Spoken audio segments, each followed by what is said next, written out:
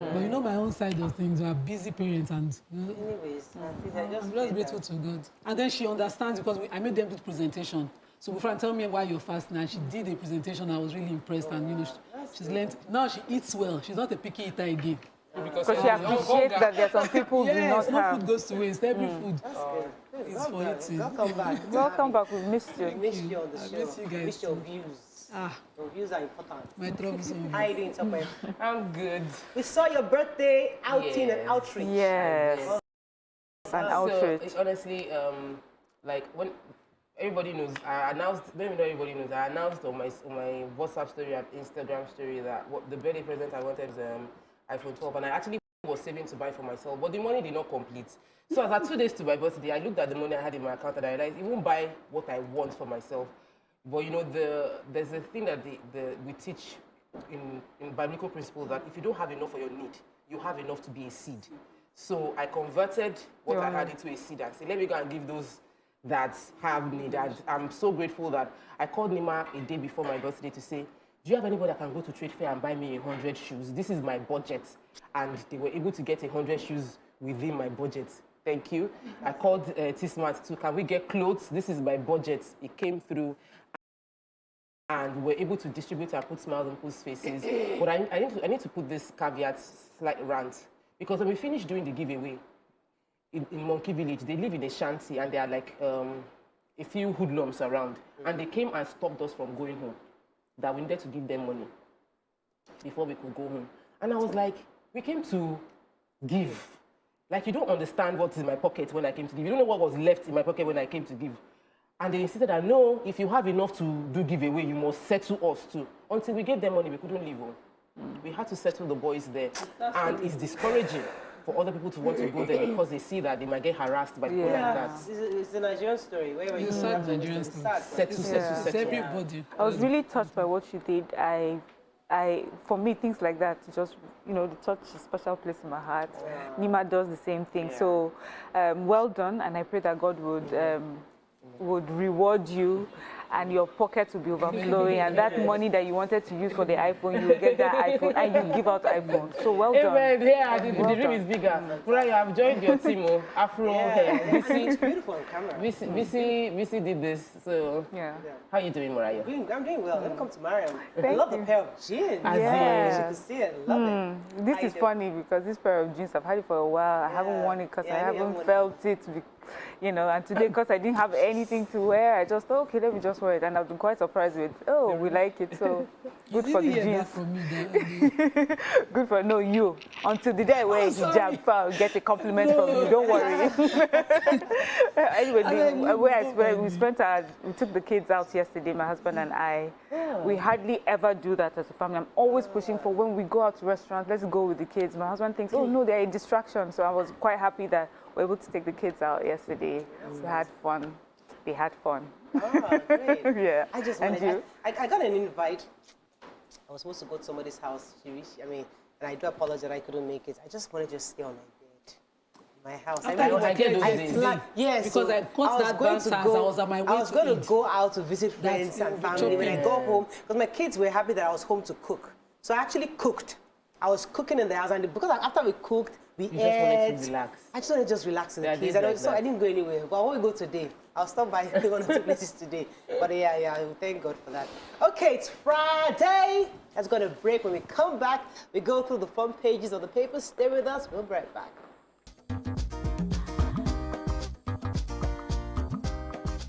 Stay tuned. Your View will be right back. Thanks for staying with us. We're going to start with The Nation. Lawan Gbajabiamila Adamu, Southern governors wrong. Sultan tells Buhari governors to end insecurity. Experts seek more investment in agriculture for food security. Police station raised, suspects freed in another attack by gunmen.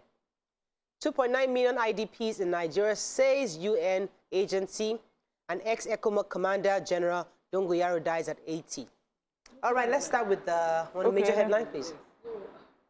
Our two first lawmakers at the head of our National Assembly are calling out the governors of the Southwest states. So the governors of the Southwest states had, a Southwest conference, and they, joined voices about their issues, the insecurity and what, they feel was the cause, the unfair treatment, the lack of enforcement of certain ban, and called on the president to take stands. They said he should, address the country, he should ban open grazing across, and they spoke about their problems, expressing themselves. And you think that their own representatives within the law making, because one of the states was Lagos, and Adefarasin is from here, and he would be representing his people's feelings. But then he's calling out his colleagues that as leaders, this shouldn't be coming from you.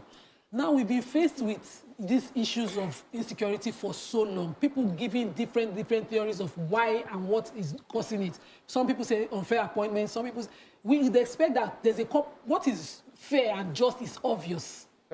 There's no going back and forth about it. It's not one person's call to say it or one person's call not to say it. Once it's the truth is the truth. Take it. It doesn't matter who is saying it. To be clear, actually, it was the Senate president who said that, listen, what you're asking for the federal government, go and do it within your state. But Adefarasin actually did not go against it. He was just saying that, listen, we're all part of this mess, and that we should be preaching oneness, which I think also the southern governors did preach oneness. They said, we're not asking for secession, we're asking that all that the saying that the restructuring you're asking for, you should start from your state. That's from Lawan, yes.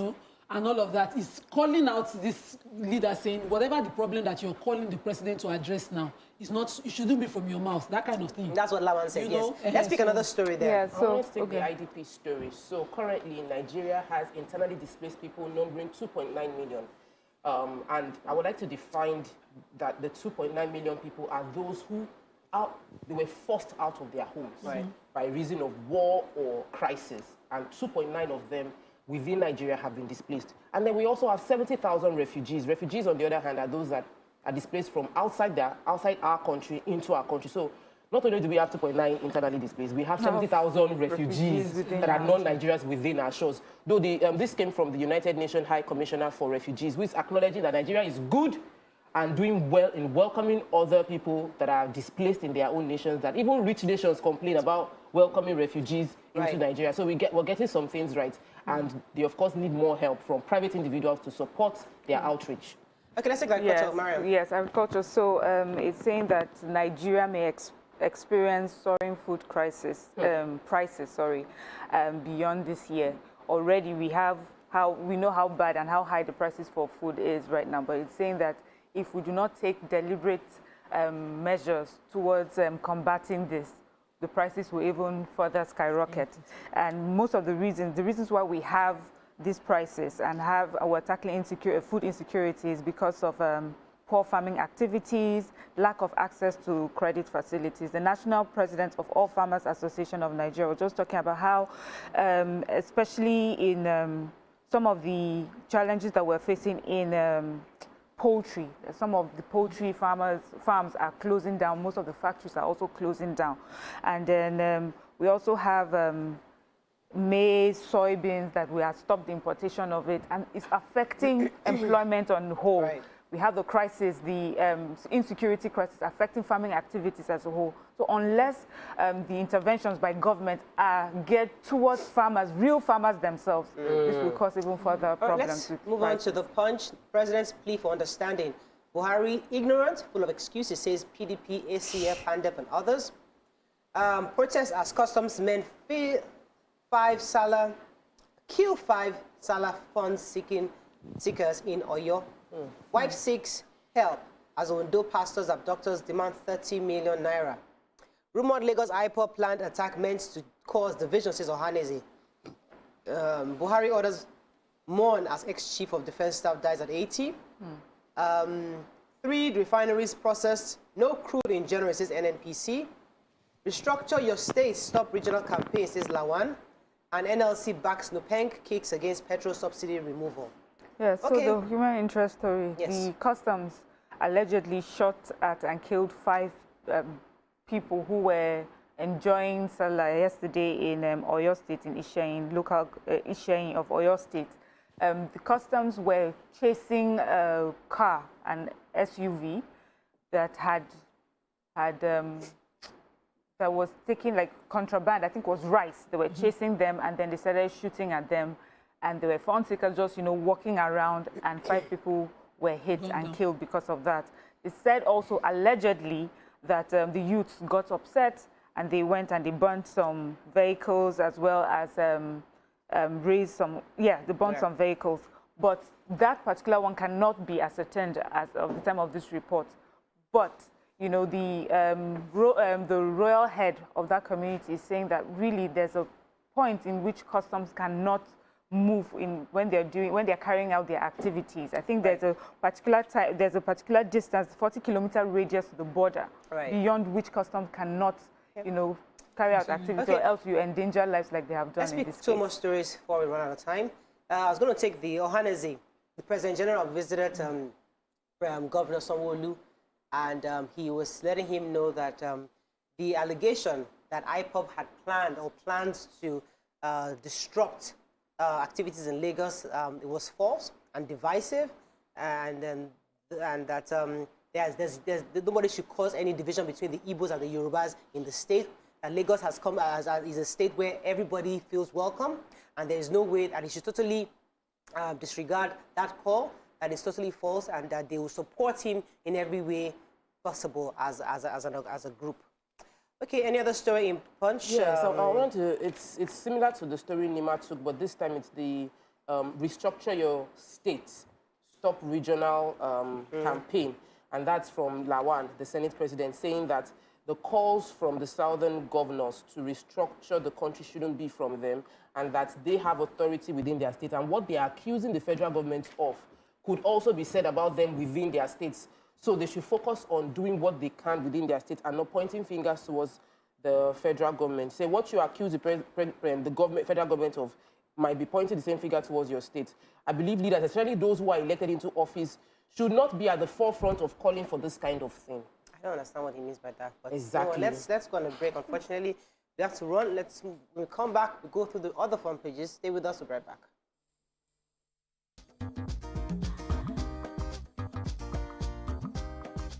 Stay tuned. Your view will be right back. Ladies and gentlemen, are you ready to hear your favorite artist raw live? let me see your hands. Max FM presents Max Live. Join your favorite artists and superstars like Ricardo Banks, Ladipo, Laycon, Blackbone, CK, Scales, Falano, Crayon, Ida Hams, Ruga, Candy Blakes, and many more as we vibe to an out-of-the-world music experience. On May 16th, watch the show live on TVC and stream on YouTube at Max FM Nigeria from 6 p.m. This show is strictly by invitation, and all COVID-19 protocols will be observed. To win an invite to this exclusive event, keep listening to Max FM or log on to www.max1023.fm/Max Live. Headline sponsor, Fearless Energy Drink and Lush Hair. Supported by Munchit, Smirnoff Ice, Guinness Smooth, Malta Guinness. Don't miss out on the party of all parties. Max Live. Non-stop fun. Oh wow! My munchie piece looks like a plane! Oh, my munching piece looks like a guitar.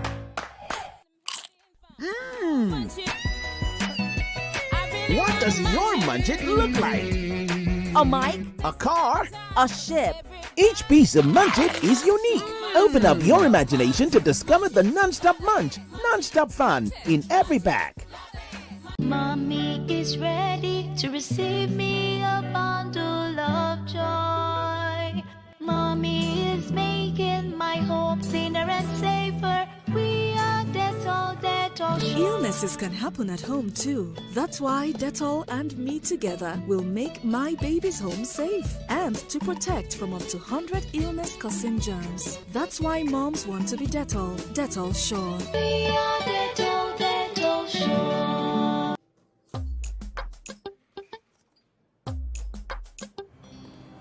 Heartburn and indigestion? Try Gestede. My recommendation for the past 26 years, Gestede. Reliable remedy for heartburn, indigestion, flatulence, and acidity.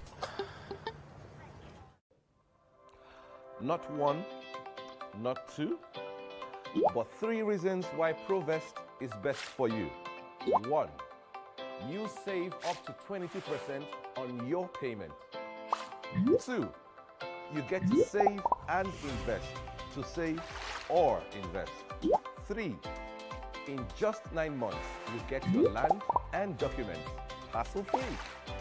Rollout Provest is for you who is looking for a tangible return on your investment while saving costs. Hurry now. Visit www.rolloutproperties.com/Provest to get started. Remember, the best time to buy land is now.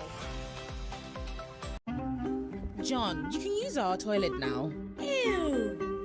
My mommy said I should always use a toilet that is cleaned with Hypo toilet cleaner. James will bite my bum bum. John, what's the problem? Use Hypo Toilet Cleaner. Introducing the new and affordable Hypo Toilet Cleaner. Kills germs and deodorizes your toilet.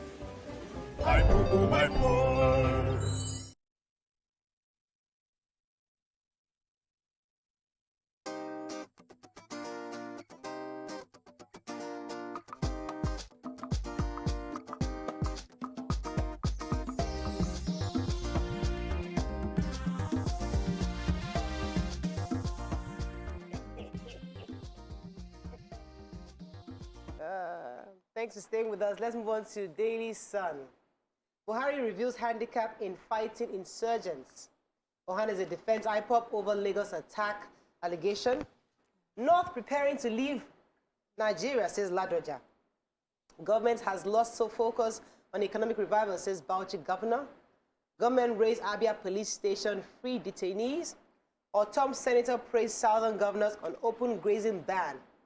President pledges to boost operational capabilities of NDLEA, hails agency's performance. Okay, which story are we starting with? I think it's the NDLEA one. The NDLEA, you have that story, Mariam? Yes, just the president hailing the work of the NDLEA boss, Brigadier General Mohammed Buba Marwa, and just saying that this administration is going to do everything also possible to boost the operational capabilities of the NDLEA. I think we're all aware of all the good work that they have been doing. I'm the biggest champion of NDLEA here, so And I think the former governor of Oyo State, Rashidi Ladoja, was saying that, do you think it's only Southwest that is looking for Biafra Republic or Southwest looking for Yoruba nation, while South is looking for Biafra? That the North too, they're looking for Arewa nation. That everybody is doing it, but just that the southern part is a bit more, they are louder in their own agitation. But according to him, the reason why they are building a highway from Nigeria to Niger is a testament to the fact that they are also planning, you know, all these talks. Sometimes I just try not to even take these stories. Yeah, I deliberately. I try not to talk those stories, but I love the part where he said that those chanting the calls for war. I've not seen war. Nobody knew how the war in Syria started, but to today, what Syria is now is not a shadow of itself. But it's not a discussion. You know, saying that calling out these divisive things are not the way to go, and insisting that they break a war to get us our secession is not the way to go. I love that part of the. Okay, moving on now to Daily Trust. Nigerians decry nation's woes as Buhari begs for understanding. Warri Itakpe rail line vandalized as NRC engages communities. Nigeria has gone beyond breakup, says Obaseki. Oyo, 5 killed as custom smugglers engage in gun duel. Okay, let's start with the Obaseki story. Yeah, so the governor of Edo State is just saying that people calling for breakup and they're just disaffected, or they just want, they're looking for something in particular, and because they cannot get it, they are putting in these words to cause division. But that is not what Nigerians should be looking towards. Instead, we should do things that will bring about peace and unity. We're better together, we're stronger together. Just looking at the headline of this story, at first I was like, what is this saying? It's always good to read beyond the headlines, because Nigeria has gone beyond breakup. Almost seems as if he had said something about the continuous breakup and that's the only way we can go. So what he was really trying to send, the message he was trying to send is about unity and working towards that unity, and that's the only way we can prosper. According to the Daily Trust reporter, Warri Takpe rail line was vandalized by people. Obviously, they took a saw to it and cut out a portion. No, all the portions. I saw the video. Like in every interval, they cut it. Yes, they cut out portions that they took.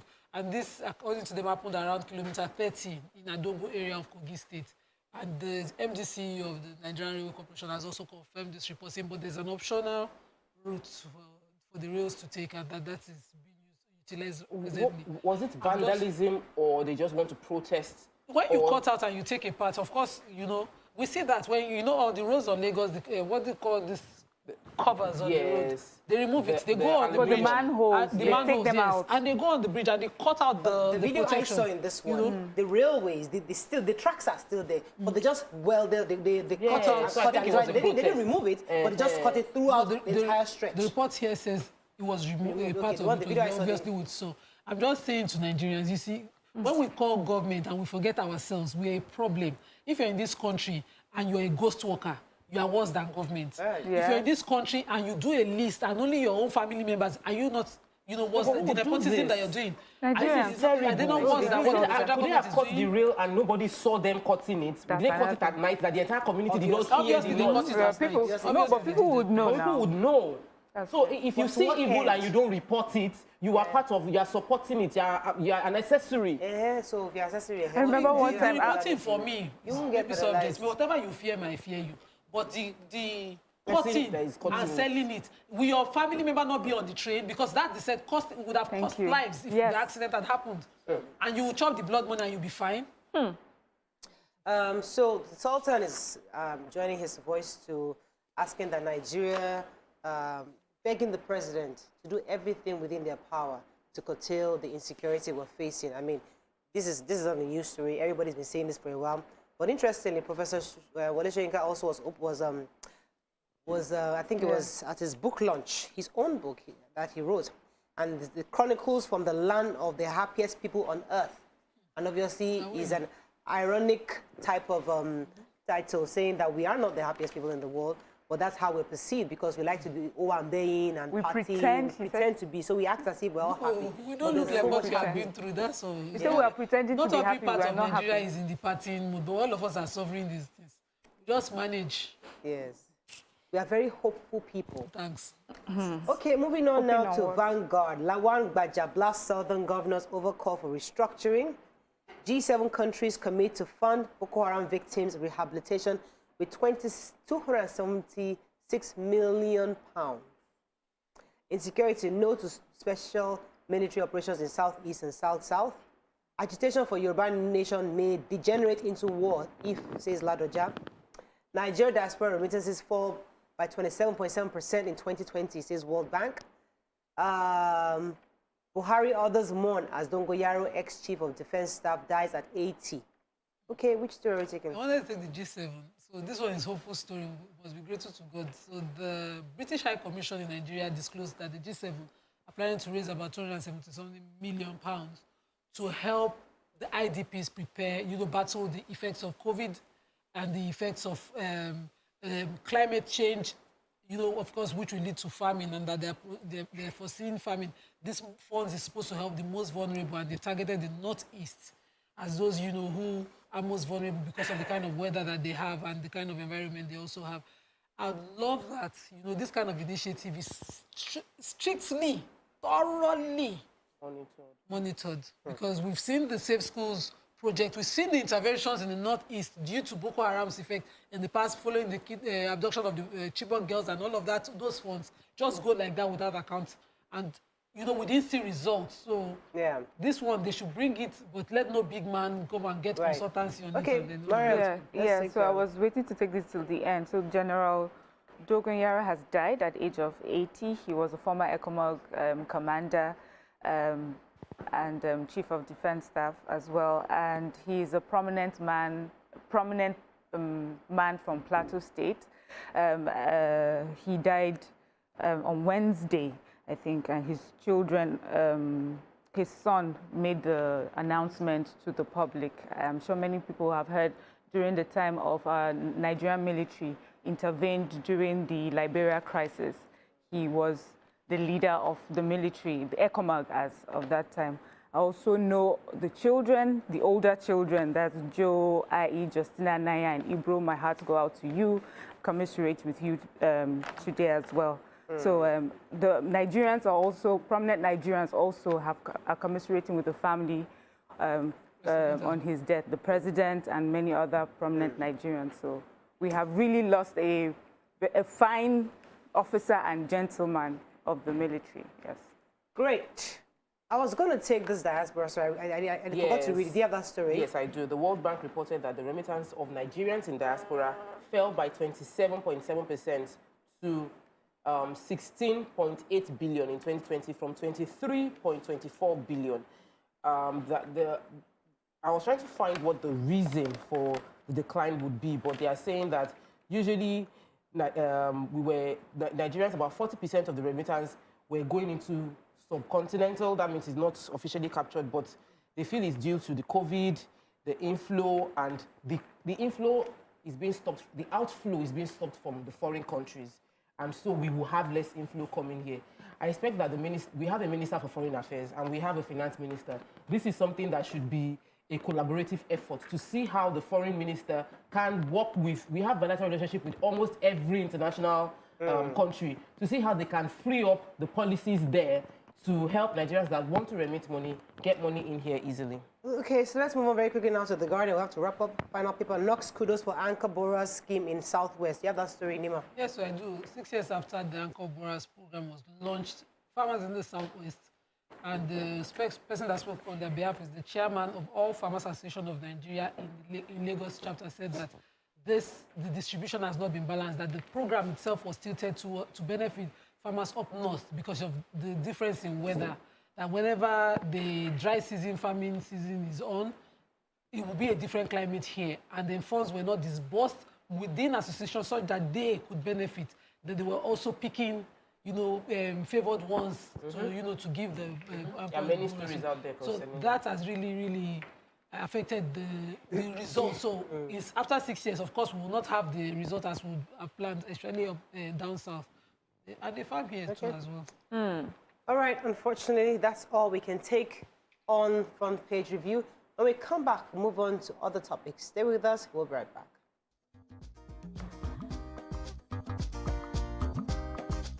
Stay tuned. Your View will be right back. As I wake up in the morning, freshness fill the air. My confidence stay high, so I go as confirm man. Fresh bubble, fresh bubble, odogu, fresh bubble. Only freshness and cosmetic cleaning is not enough. That's why you need the power of Double Green Gel. Double Green Gel is naturally formulated with a unique blend of mint, lemon, and other trusted herbs and ensures fresh breath and strong white teeth. Double Herbal Green Gel, freshness as well as protection. At the first sign of pain, you need a solution that you can trust to provide effective relief and is gentle on the stomach. Try Panadol Caplets for relief from headaches, body aches, and fever. With Panadol's Optizorb formula, the tablet gently breaks down in the stomach, quickly absorbs, and starts providing pain relief in 15 minutes. For fast and effective pain relief that you can trust, try Panadol Caplets. This has been Medifact for Panadol. Bye. Bye. Don't worry, dear. I'll take care of it.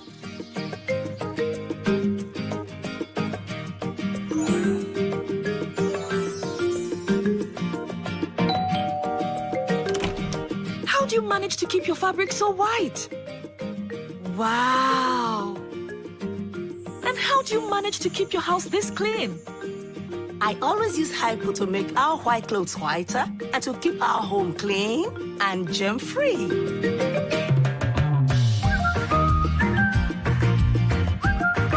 Make your white fabrics whiter and your home free of illness causing viruses and germs with the disinfecting power of Hypo Bleach.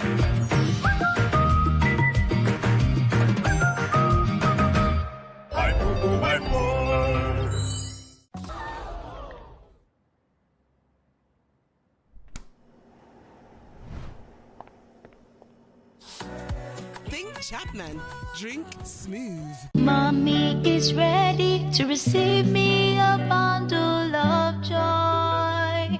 Mommy is making my home cleaner and safer. We are Dettol, Dettol Sure. Illnesses can happen at home too. That's why Dettol and me together will make my baby's home safe and to protect from up to 100 illness-causing germs. That's why moms want to be Dettol. Dettol Sure. We are Dettol, Dettol Sure.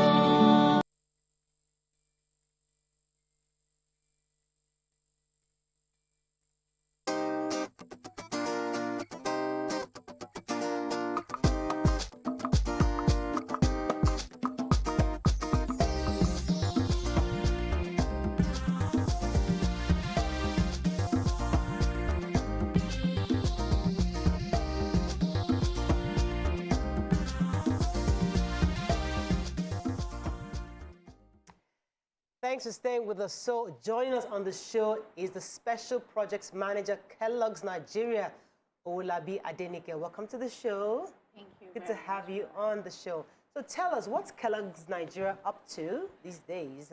Okay, Kellogg's Nigeria, we just recently launched our new cornflakes into the market. We'll be having our official launch actually on Saturday, 15th of May. From 11 a.m. at our factory in LFTZ, that's Ibejuleki.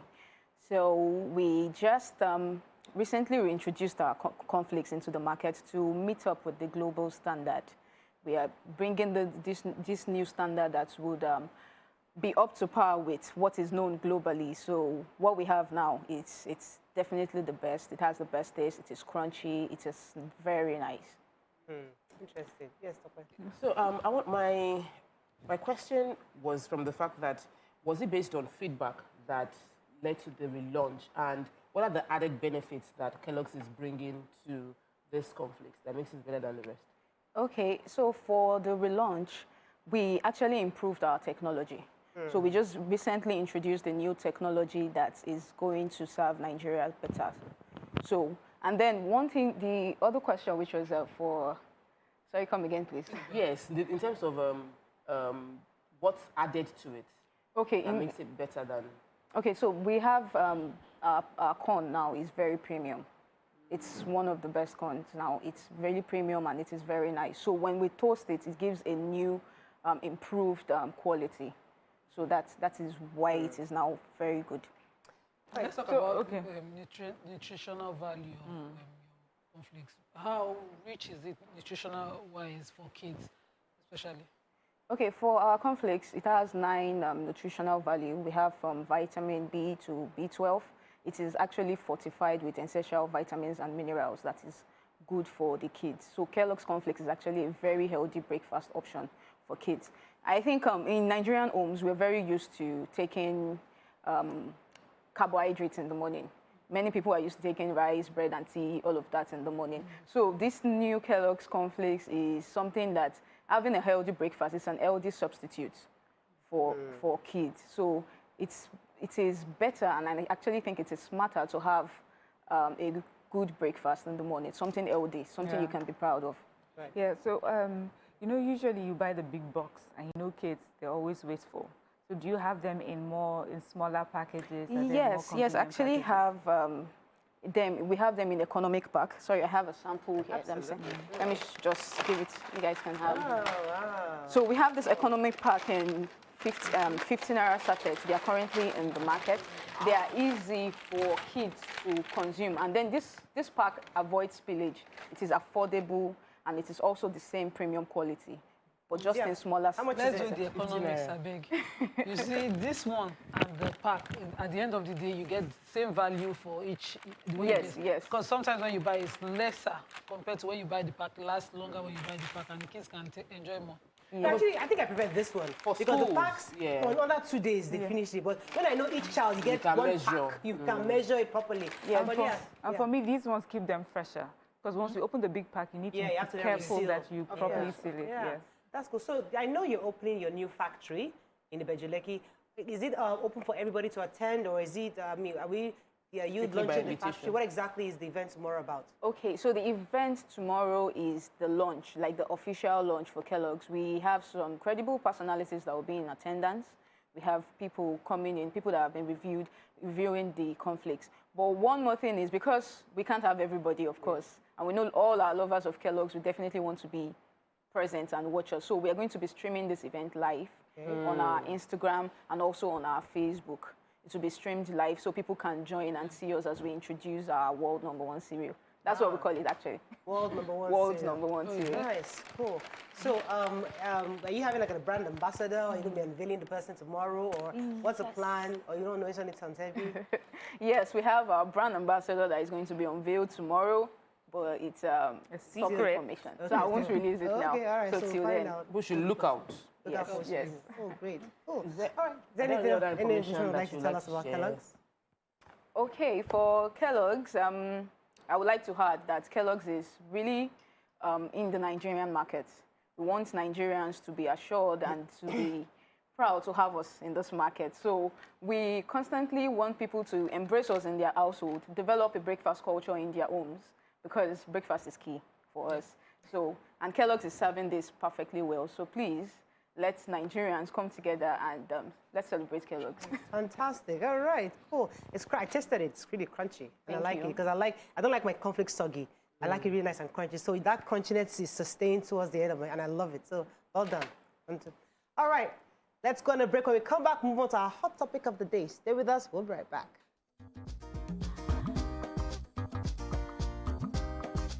Stay tuned.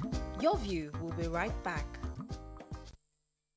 It is time for celebration. Oh. 30 years bustling with goodness. Eh.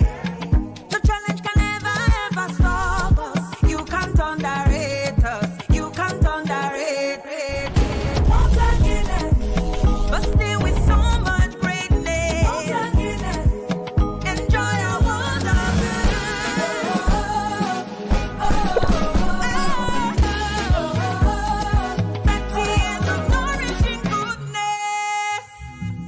We're starting the happiness movement with Molfix. For baby's happiness, it is important to choose a dry diaper because with a dry diaper, babies do not have rash and are comfortable. Nigeria's #1 choice of mothers, Molfix Air Dry, has the dryness all the mothers dream of because it's ultra absorbent and ultra breathable, so it stays dry and does not leak. Our babies do not have rash. Come on, mothers, try Molfix and join our happiness movement. Hey ladies, don't you know you'll always be too short, too tall, too plain, too bold, too dull, too bright for someone else. Don't get mad. Get even with new Lux Even Complexion, exfoliating clay and vitamin B3 for beautiful even toned skin that glows, giving you lasting fragrance. So rock that glow and work that beauty because you are more than what they say. New Lux Even Complexion. As I wake up in the morning, freshness fill the air. My confidence dey high, so I go as confirm man. Fresh bobo, fresh bobo, odogu, fresh bobo. Only freshness and cosmetic cleaning is not enough. That's why you need the power of Double Green Gel. Double Green Gel is naturally formulated with a unique blend of mint, lemon, and other trusted herbs and ensures fresh breath and strong white teeth. Double Green Gel, freshness as well as protection. If now one thing we are not like, now stubbornness so make you no near me or my family. Abi you know they here. I will deal with you drastically. I will deal with you protectively. They finish you nutritionally. Because this golden moon cereal where we they enjoy for breakfast, it contains iron and vitamin C, where they help boost our immunity day by day. Oh yeah, if you like, come try me. Golden Morn, make every day amazing. Nestle, good food, good life. Mommy is ready to receive me a bundle of joy. Mommy is making my home cleaner and safer. We are Dettol sure. Illnesses can happen at home too. That's why Dettol and me together will make my baby's home safe and to protect from up to 100 illness-causing germs. That's why moms want to be Dettol. Dettol sure. We are Dettol joy. John, you can use our toilet now. Ew! My mommy said I should always use a toilet that is cleaned with hypo toilet cleaner. James will bite my bum bum. John, what's the problem? Use Hypo Toilet Cleaner. Introducing the new and affordable Hypo Toilet Cleaner. Kills germs and deodorizes your toilet.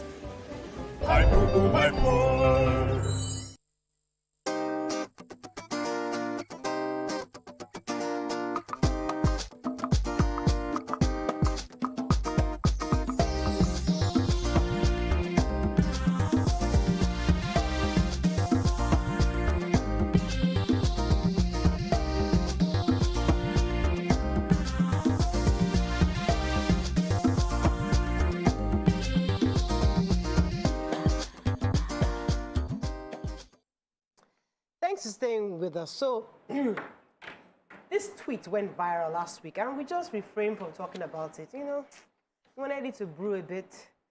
So, we've heard people's opinion, but we'd like to hear the viewers of your views on this matter.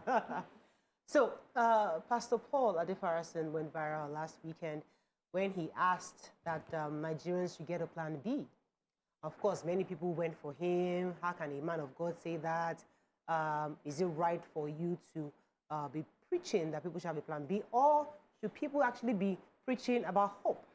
I don't want to focus on the bashing of our religious leaders. That's not the objective of this conversation, because I think they've had in their own version of bashing enough.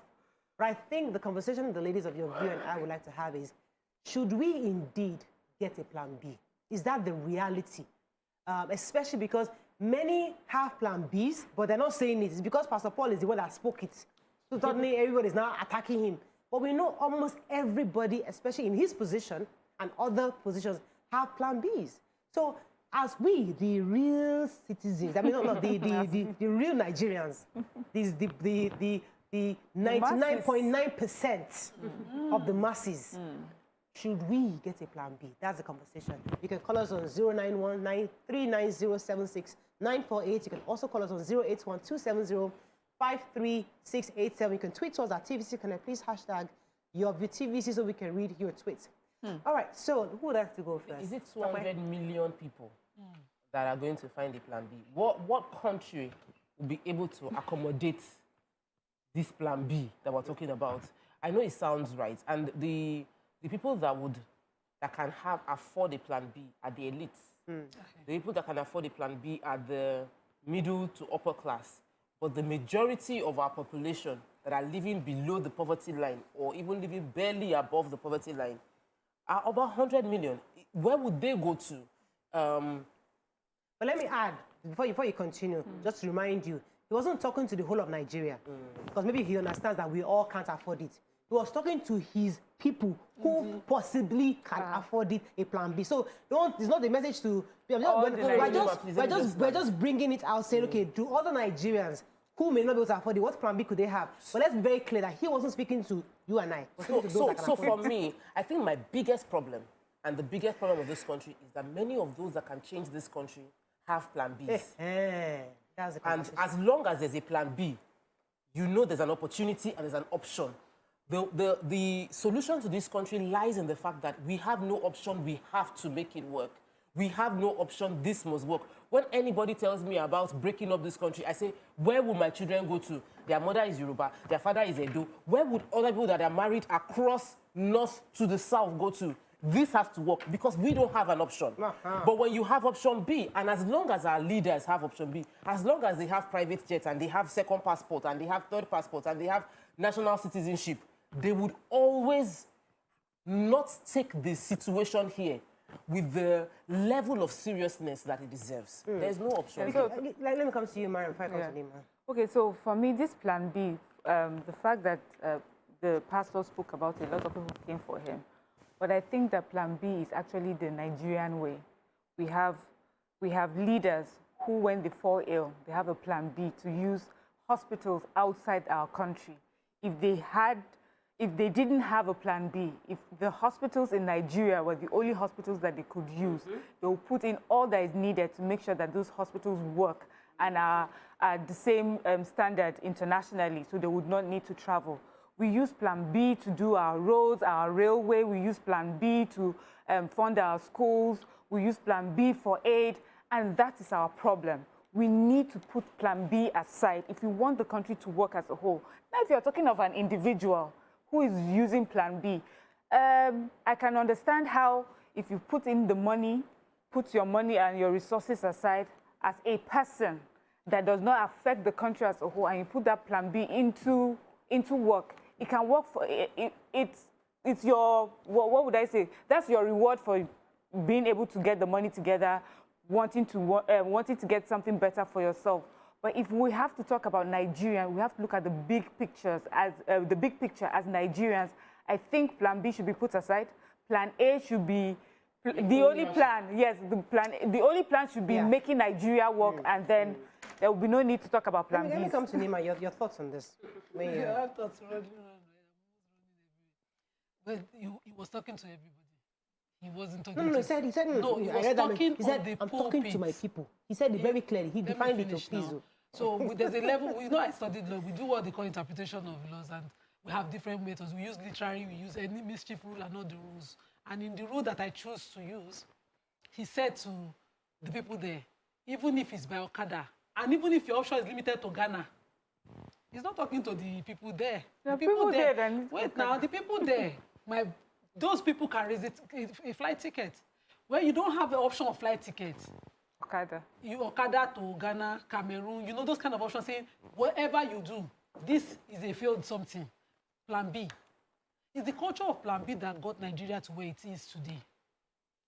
The Nigerian young students that were trained in Nigeria or sent abroad to be trained to come back and develop home that never returned. It's the option of Plan B that killed us. The Nigerian that, you know, would stay here and look at the universities and say, this university is the UK education that is the British standard that is good for my family. That you know, the culture of Plan B has been with us forever. And it is why we are where we are. It is not bad leadership alone. It is our mentality. It is the people chastising him. Let me not even go there. These same people. I'm not talking about the people in governance or government or the circle of elites and all of that. These same people will not wear their shebi if it did not land from the Plan B. They will not wear an adire. One of the reasons I stuck to a particular network is because that particular network could have, the owner of it could have afforded the richest of laces when his mother passed. But he chose the Ankara fabric. You know, people don't know what to look out for and the things to appreciate in people anymore. We always appreciate a Plan B. Even we had an institute of vaccination that, you know, that could create vaccines. We killed it. And now we depend on the country that its vaccine cannot even avail it anymore. And we are not vaccinating our people. So there was something I learned, you know, from the Indian story, because I think I can't remember exactly somebody's quote saying that a country can only develop as much as the elites are willing to actually invest in it.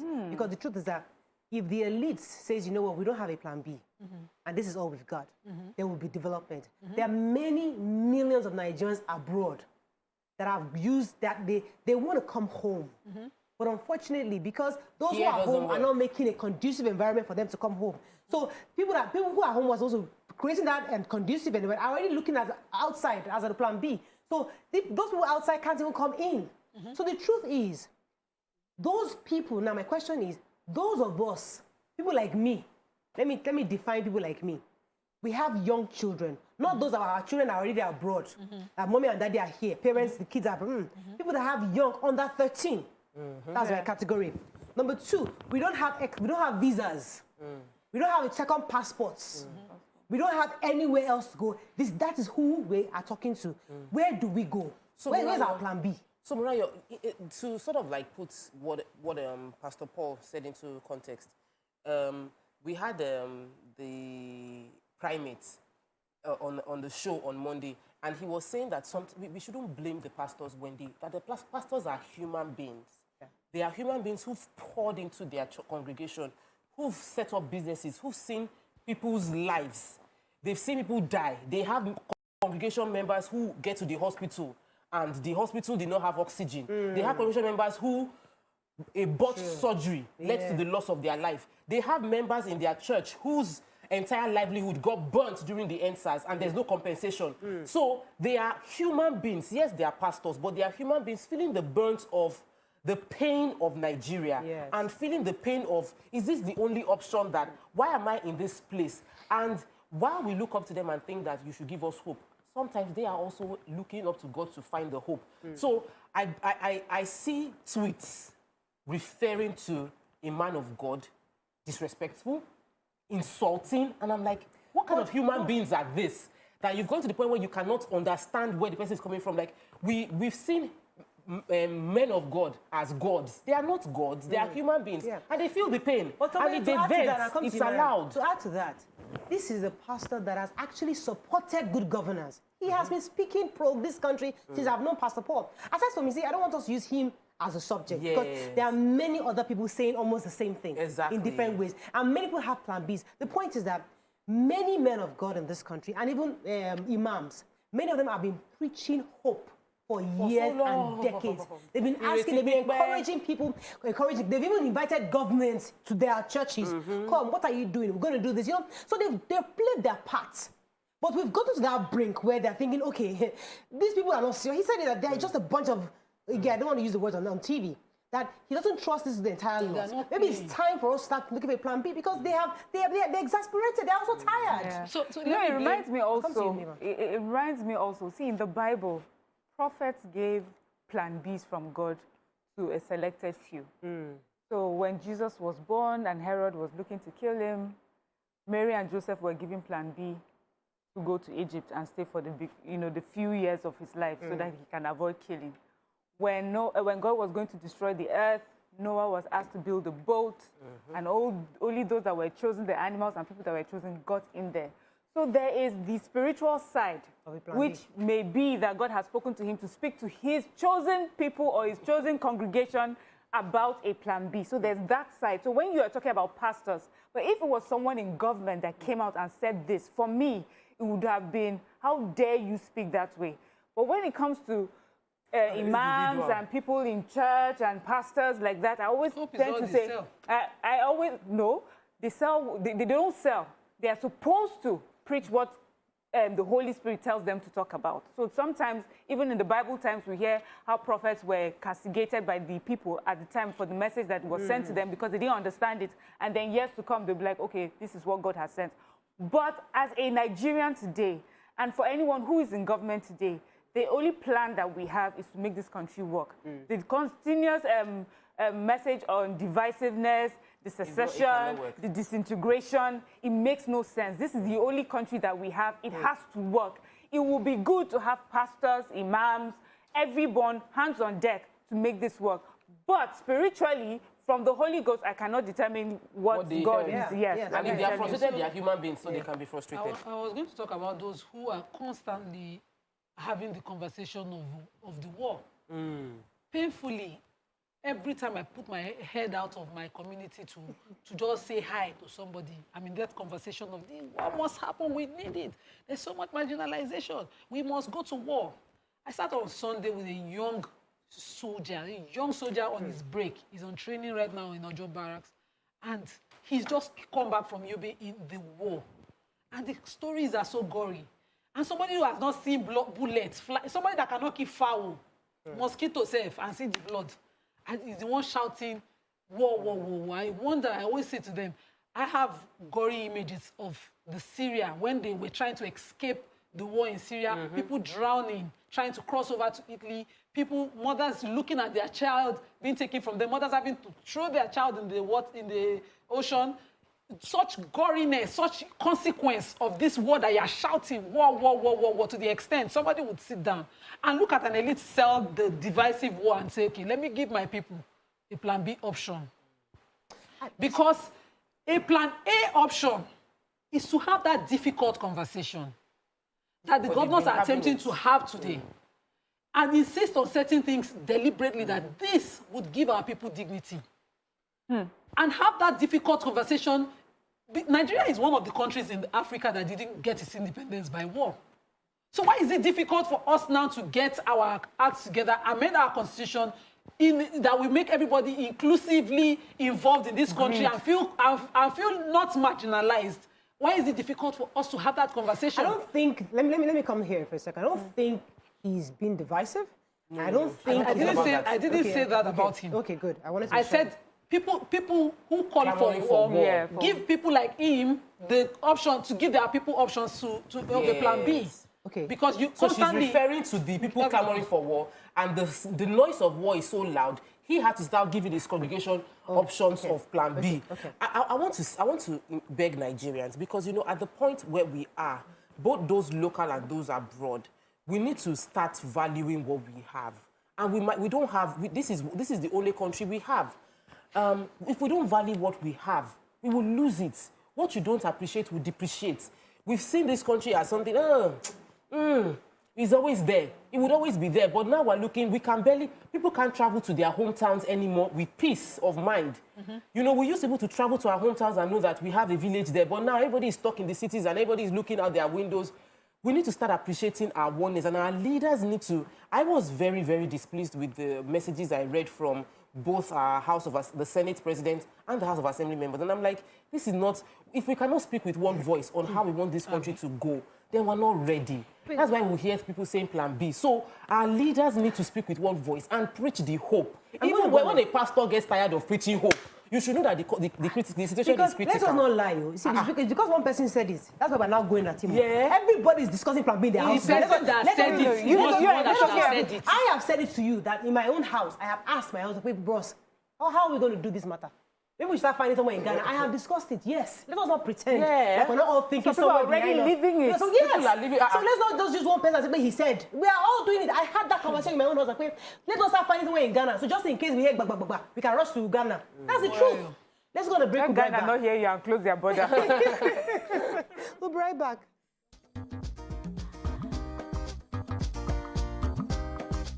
Stay tuned. Your View will be right back. Someday when I grow up, I would like to be a great innovator, or a singer, or a doctor, or even a president. I believe my son can achieve anything. That's why I support his dreams with Twisco. It's a delicious mix of cocoa, malt, and milk. Twisco is fortified with Enforts, a special blend of vitamins and minerals that provides the nourishing support to get ahead. Twisco, power your dream.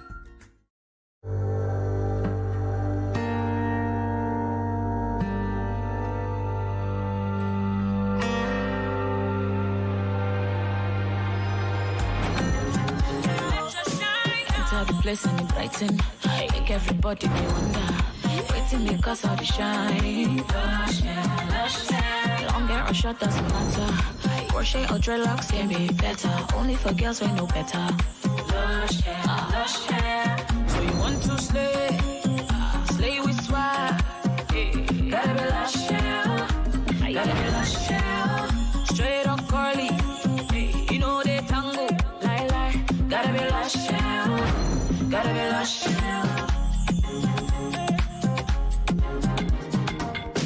Beautiful people know how to make an impression, and that's why they only trust Lush Hair Extensions to bring out the shine in them. Lush Hair, be beautiful.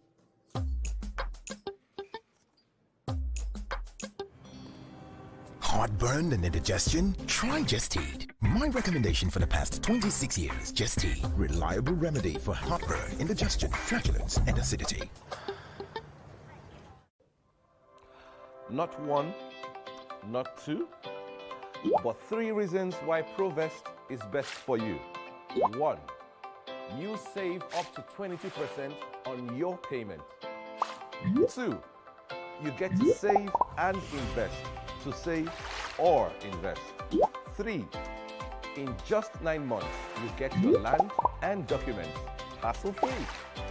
Rollout Provest is for you who is looking for a tangible return on your investment while saving costs. Hurry now. Visit www.rolloutproperties.com/Provest to get started. Remember, the best time to buy land is now.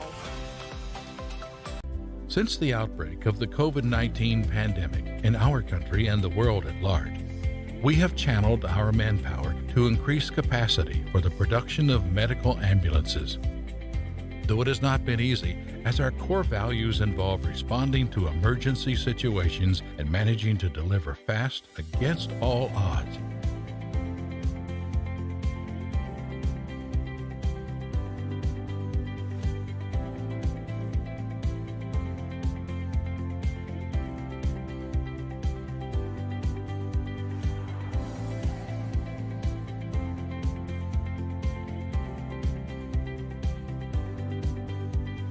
Innocent vehicles will continue to satisfy the automobile needs of our country, both in emergency and normal situations. For country and for God, innocent vehicles drive with pride.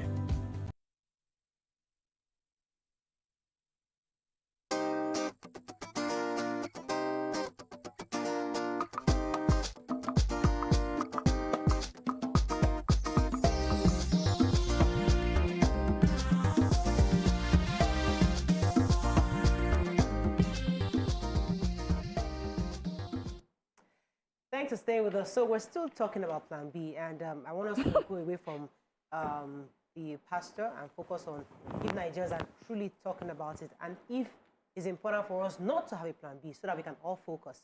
Because it's one thing to say the masses are saying, I don't have Plan B, but what if the leaders who are supposed to be having those difficult conversations you talked about earlier have Plan Bs? So they're not taking those conversations seriously because, listen, my family, my children are abroad. I'm just here with you. If anything happens to me, I know my children are safe.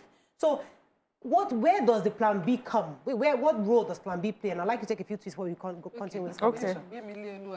Says, truth be told, what's actually working in Nigeria? The government refuses to tackle kidnapping, banditry. Nobody is safe. If Plan B is option, me, I go jackpot. Black Magic says, hey, sis, you all really need to have a Plan B. Our leaders have sinned, and you know what comes with it. Without shedding of blood, no atonement for sin. Rostone says, I support Tokba and Alaja on this. There should be no Plan B when it comes to Nigeria. I think Adefarasin is young, and whatever he's saying is in the flesh. If he was a genuine man of God, that should not come from his mouth. Idowu Aboaba says, even the churches have Plan B. That is why they all have branches abroad. And then Rolake says, it is sarcastic when people in diaspora are condemning Plan B. Some families have people outside the country supporting them with funds, while others are suffering to get a job here. We're all hypocritical. Let's practice what we preach. I think it's a selfish mentality. A Plan B is a selfish mentality. It's the same mentality our leaders have that they crippled our educational system. Our universities that were world class in those days, they deliberately botched it. It's Plan B. It's a selfish mentality. All of them, including the person talking, has a selfish mentality. Because if you think of those days when the Plan B was the option after the Civil War, parents' Plan B was go back to the village, not leave the country. Parents' Plan B was have a village home. If it happens because you're in the city, you go to the village, you go and start farming, you go and, nobody wanted to destroy the country. But the way it is now, let's go. If they finally throw bomb, let the country just destroy. This is our heritage. This is what we can tell our children. This is what we can call our own. Wherever we go, we'll have a story of a multicultural, personality in the countries that we go. We don't think these things deeply. I personally remember discussing with my husband about a university option for our daughter when she grows up. And I was saying to him, I said, my prayer is that by the time she's ready for school, all this problem would have vanished. Nigeria would have, and he was just looking at me strangely. Do you think it will go? But that's how I think. I kneel down every day and ask God, let it get better. I don't think of options, even though I'm of the class where I can start an education trust fund for her and hope that she ends up in somebody else's country. I think if she grows up, how proud of her heritage. Especially Zakimboyewa's tweet, I like this. It says, there's no country that's immune to problems. We need to fix our country. Just look at what they're going through in India. There was a time people were queuing up for food in the UK, but look at the UK today. So if we work together, Mariam, I think we've hit the nail on the head with the medical issue. If all our leaders had no Plan B for their medical treatment, we would have better hospitals. If all our leaders had no Plan B for educational system, we would have better schools. So the Plan B option makes us feel like there's an escape. That's number one. Number two, when a group of Southern leaders come together and offer what they feel will be an option to keep us together, and a group of other leaders say, no, go and first do the restructuring in your state. Don't bring it. Even though you have a limiting constitution. So I feel that there is a level of we are not speaking with one mouth concerning how we want this country to grow. Yeah. And that way the citizens don't feel the need to say, I trust this system, because those who handle the system also are trusting something abroad. Our president just came back from medical trip, so obviously. You see, I've shared this story before. I was in school. I was in medical record. There were two guys that actually helped me in chemistry back in the US. Two Indian boys, very smart, intelligent. They were like the head of the study groups. They were very smart. And they were studying and telling me that when they're done, they're going back to India. When I did another course, another Indian girl, her name was Prima. Herself, she's like, wait, I'm done, I'm going back to. Because she had that mentality of, I'm not here for a plan B. I'm going back home. Like, I'm only here to get the education and then go back home. So it's still that plan B mentality that even when you travel abroad, you choose to stay with, you know what, I can't go and stress myself in Nigeria. I'd rather stay here. I cannot come and die because it's convenient. And you can't totally blame them because they also have children. But is that thin line for patriotism or also having and our media, children? Then our media is also hyping this insecurity and instability a whole lot, because if you read the US isn't better off. There are shootings every day. There are gun battles. Random person will just wake up and take a gun and say the person is depressed, and then they shoot, and there are killings every day. The Indians are fighting their own. The UK is fighting their knife crisis. There's no help anywhere. You know, so it's come back here and let's make this work. Because if they shut their borders during COVID, we had many airlines sadly lose their lives because they couldn't go there to access medical care.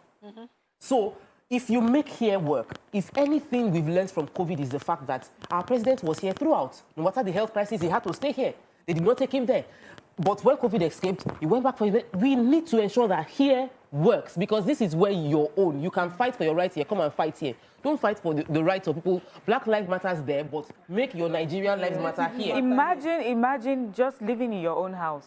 Imagine you live in your house with your husband and your children, and then as a wife, you have a plan B. So you have another house that you go to. There's no way you can put your all in this house that you share with your family. We're talking like this because our children haven't reached that stage where we need to take them to the US. No, I get. We are at that stage where our kids are still growing up. But we might not talk like this when your child needs to get into university and they're waiting because there's a strike. And you have an option to say, you know what, I can get you to Canada, I can get you to the US. Would you not let your child suffer 2-3 years because they're striking, because some minister of education haven't been able to resolve with ASU? So let us be realistic. Let us be realistic. No, we're not blaming those who are taking plan B. I want us to be sure. We're not blaming those who are taking, but you see, it's their reality. All of us have no choice. If we all sit at home, if all of us sit at home, I'm saying from the president's children to the pauper's children, all of us sit at home for 2 years, you will see that we'll make the education sector work. But as long as somebody can go to university in Ghana or one in so that's what has caused the problem, because we have chosen, some people are more equal than others. So you put a ban and say there's no traveling for health, but this person can't travel for it. You put a ban, your children cannot go abroad to school if you work in government. But then you find someone who is able to go behind your back. So when there's no justice, there's no peace.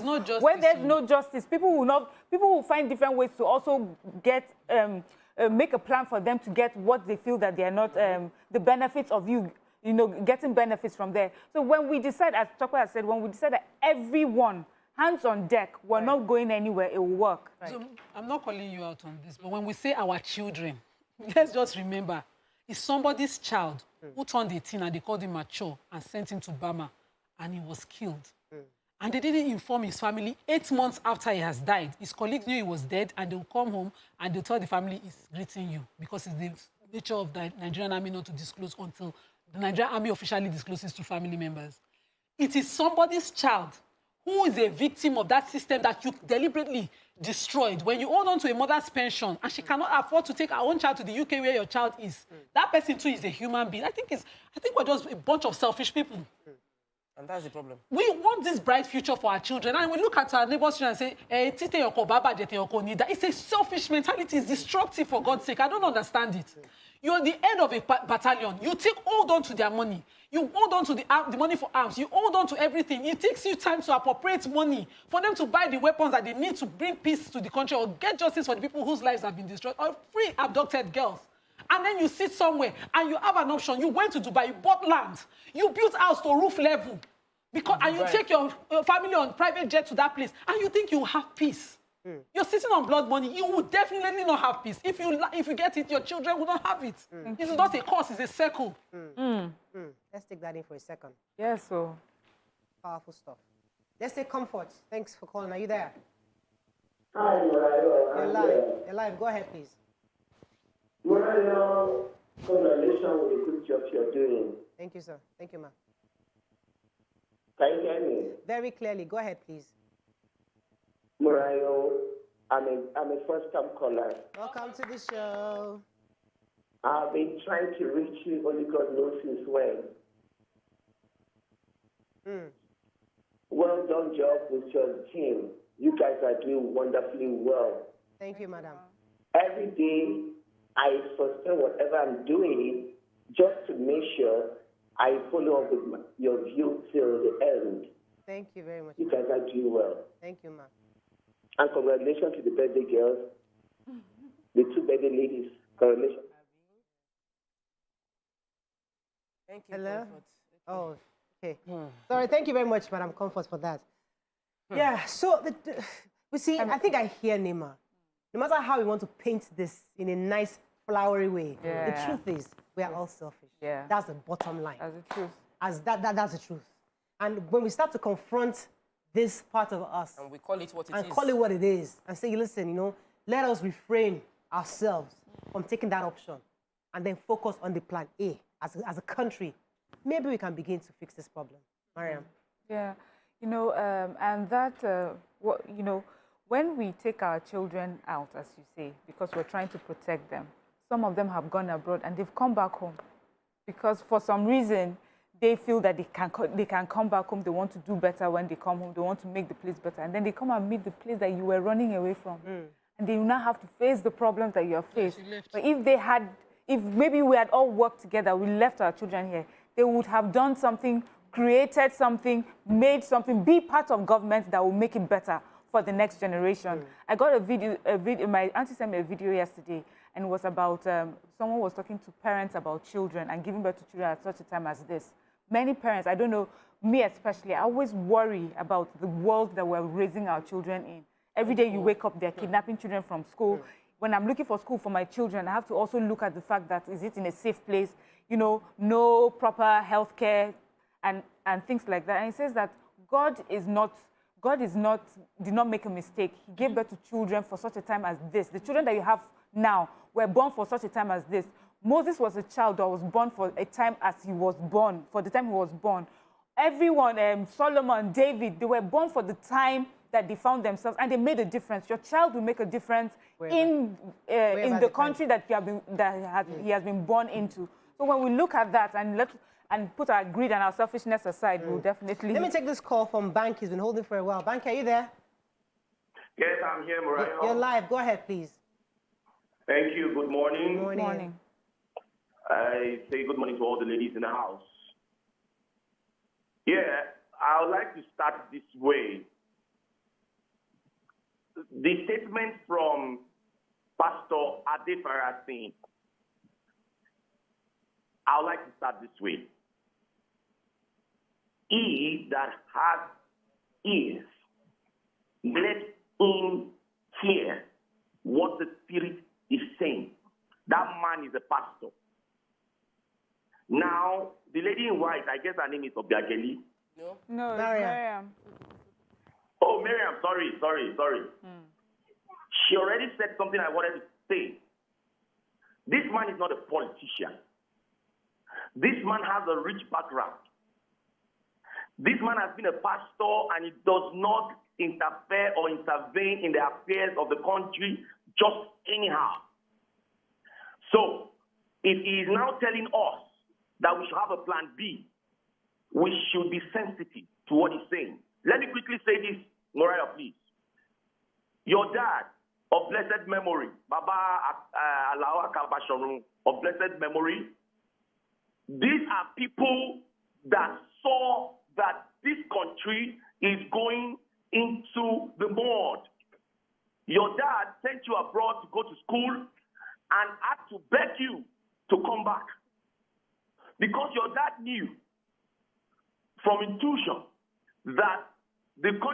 not going in the right direction, but your dad will not tell you. And when you came back, I stand to be corrected, Morayo. You would have been of the thought right now as I'm speaking that maybe I shouldn't have come back, if not for my dad that begged me to come back. So I want us to be realistic. I can understand your positions there. You guys are OAPs, on-air personalities. So there, you have restrictions. You have your views. You share your views. You want to be careful. Thank you very much, Banky, for sharing your contribution to this conversation. The truth is, I mean, listen, we've all faced that situation where he's right. My father asked me to come back home. He was really very convincing. Told me that, Mariah, you have to come back to Nigeria. And when I was coming home, everybody abroad said, Mariah, you don't have your American passport. Don't go yet. Do the thing first before you go. And I kept saying, no, I'm going back to my country. I'm going to go. I remember when I got to the airport, my brother said, Mariah, you're in GFK. Oh, board. You've not boarded. You can still change your mind. Ticket, we can always find the money back. Stay. Get your plan B. That's the green passport. Before you go to Nigeria. Don't go there and get stuck. And I said, no, I'm going home because Daddy told me that I must go back home. Now, I won't lie. There were times when I was wondering, why did I do this? Why did I not just at least get my passport first? So at least I can run away. But unfortunately, I didn't. And I'm here. Yeah, so there are days where I have that frustration, but we still preach hope that let this decision not bite me. Let my family let us still live from this country. But you see, the thing is, when we that's why I'm happy that Nima took us to let's call it spade. It would have been a selfish move because we will not have your view and will not have the number of lives that this show has touched. So if you were there, you won't have this. And this is almost 8 years of this show, and the millions of lives, and the millions of marriages, and the millions of children who now bear Murayo, whose parents had no idea what Murayo was until they saw somebody on TV called Murayo. Sometimes it would feel like a wrong decision. But as long as we are following, there's a man that came on the show and said there are laws of nature. There are laws of nature. If you do good, it will come back to you. If you are wicked, you will reap the wickedness. So we've had wicked leaders, and they have made us start thinking that wickedness is a good thing to do because we are seeing wickedness as being profitable to them. But what they've done is wickedness. Destroying our educational sector is wickedness. And even if they have escaped this, that they are able to go abroad and get good healthcare, their children have accidents and they are able to fly them to Germany for healthcare, and other children are here and they die from accidents on the main road, does not mean what they are doing is right. Yes. So we must not begin to look at what is wrong and begin to say, am I being a fool for doing what is right? You are not a fool. We are not fools for doing what is right. Fantastic. Oof. I didn't realize this conversation was going to go this way. Yeah. Let's take 1 second, Nima. I'll take a call, then come to you. Desola, are you there? Thanks for calling. Hello, good morning. Good morning, you're live. I'm a first-time caller. Welcome to the show, Bisola. Yeah, good to see you, Mariah, my darling wife. Yes, go ahead, Bisola. I can hear you very well. Yes. Yeah, thank you. On this matter, honestly, the way let us face reality. Presently on my table now, I am reading. I said presently now, I'm on my table, reading on my laptop. What are we talking about? Because I want to have my own plan B. My own plan B is to leave this country. I can't go. I'm going to work, coming back from work is something else in this country. You can't live with your two eyes being closed. So we should not leave everything aside. Everybody should have their own plan B. Irrespective whether you are comfortable in this country or you are not comfortable, you just have to have your own plan B. Thank you very much, Bisola. I'm not against migration. For reasons that, economic, financial, whatever reasons that you have to migrate, you might have to migrate. What I am against is destroying home to go to another person's compound. We constantly take decisions in our various official capacities, in our various administrative capacities, as Nigerians within our homes, take decisions that continue to be anti-Nigerian, continue to destroy the Nigerian dream, only to dream somebody else's dream. To be a second-class citizen for us is better than to build this dream, that would make us look at the history of countries that have been divided over the years. They continue to be divided. The USSR is a clear example, but the US is about 50-something states, if I'm not wrong, 55 or 54 states, strong in their differences. And we'd like to go there, but we cannot build a multi-ethnic, what do they call it? Multi-ethnic, multi-language, all of that country here, and we destroy it. Every man thinks local. They just love. It's good to be a proud Isaka woman, but don't destroy the Nigerian dream just to be an Isaka woman. That's not the right thing to do. And I listened to David Undeyi on one Twitter live while I was on the break, and they were talking about the 200 million possible refugees scattered all over the world. And you as a Nigerian, okay, you've gone, you've escaped. How would you sleep seeing your brother turn, maybe someone you knew, in the Somali example of the vice president, begging for bread on the street, we becoming like Syria, and somebody caused the example that, that will not be our a plan. No, but that's, if we continue to kill the Nigerian dream for a plan B, a plan B could also be, this is not working. This is a plan B for this to work. Yes. Why is it a plan B to destroy? Everybody should just destroy, call for war, break it, scatter it, and let all of us be going. That will not be our plan. We have to wrap up on this. Unfortunately, I have to wrap up. But do you have any tweets I can run off very quickly? Yes, I'm sure we have lots of tweets. Let me just take a few tweets and we'll run off. Mariam? Yes, we have, leaving this country to a sane one is hope. This is Unu Amume that has just said that. Honorable Ademola Alalade says, whether you're abroad or at home, we all want Nigeria to be a better place for us all. But when you have leaders who don't care about the progress of the country, then what option is left for you? The ordinary Nigerian is suffering, and this is definitely not right. Okay, Maja says, it is not selfish, calling me out. It's called survival. Looking at the context of Nigeria, you have complained forever about trucks problem in your area. What have been done? It's a very dangerous situation. It's like sitting on a time bomb. I didn't live. I constantly sit here, calling out the government till the positive change. The little that I see every day, I live within it till I will see it better.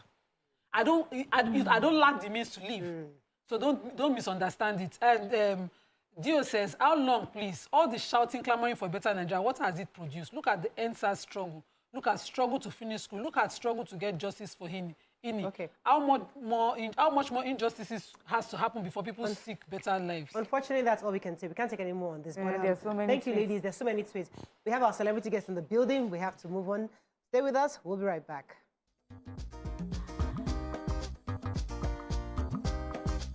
Stay tuned. Your View will be right back. Airtel is saying thank you to all loyal customers in the Airtel Thanks Cash Token Rewards. Each subscriber stands a chance to win up to 100 million naira every week. To opt in, dial *479# and follow the prompts. To qualify, simply recharge your Airtel number. Each cash token gets you an 8 naira instant cash back, plus a chance to win up to 100 million naira weekly in the National Cash Token Draw, showing every Saturday by 9:30 p.m. on AIT and 8 p.m. on Pop Central DSTV channel 189. All transactions done on *479# are rewarded with more cash tokens, and you can also check your cash token balance via the same code.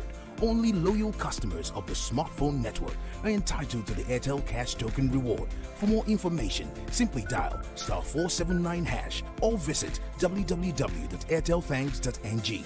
Terms and conditions apply. Airtel, the smartphone network. A mother's instincts are hardly ever wrong. She knows when all is not well. And she trusts M&B Paracetamol, the red one, to save the day. With fast-acting and effective M&B Paracetamol tablet, the red one, and its pleasant-tasting pineapple flavor syrup, she sends aches and pains far away from her family. M&B Paracetamol. Pain can't stop you. If symptoms persist after 2 days, consult your doctor. Bye. Bye. Don't worry, dear. I'll take care of it.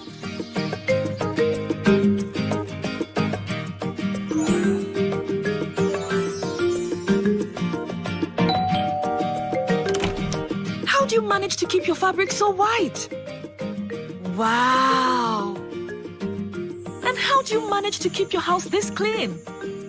I always use Hypo to make our white clothes whiter and to keep our home clean and germ-free.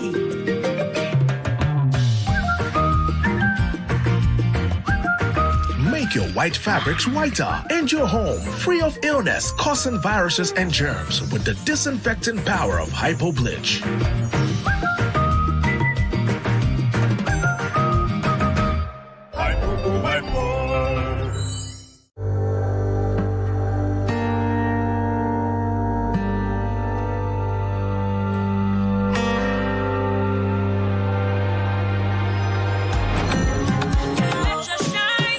Blessing and brighten, I make everybody be wonder.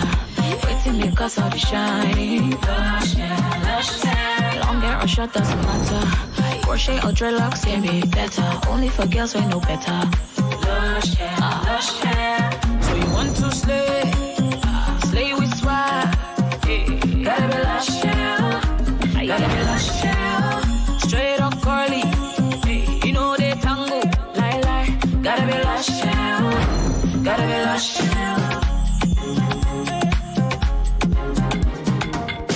Beautiful people know how to make an impression, and that's why they only trust Lush Hair Extensions to bring out the shine in them. Lush Hair, be beautiful.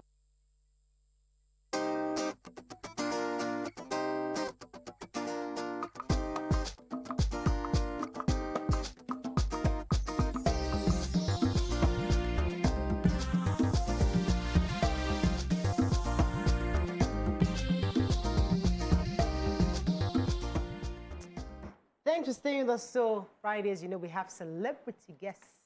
So our guest today is born, he's a Liberian, and he's a celebrity guest. He's a very famous Ghanaian actor, model, producer, director, philanthropist. Please welcome with us Gregory Frank Artis in the building.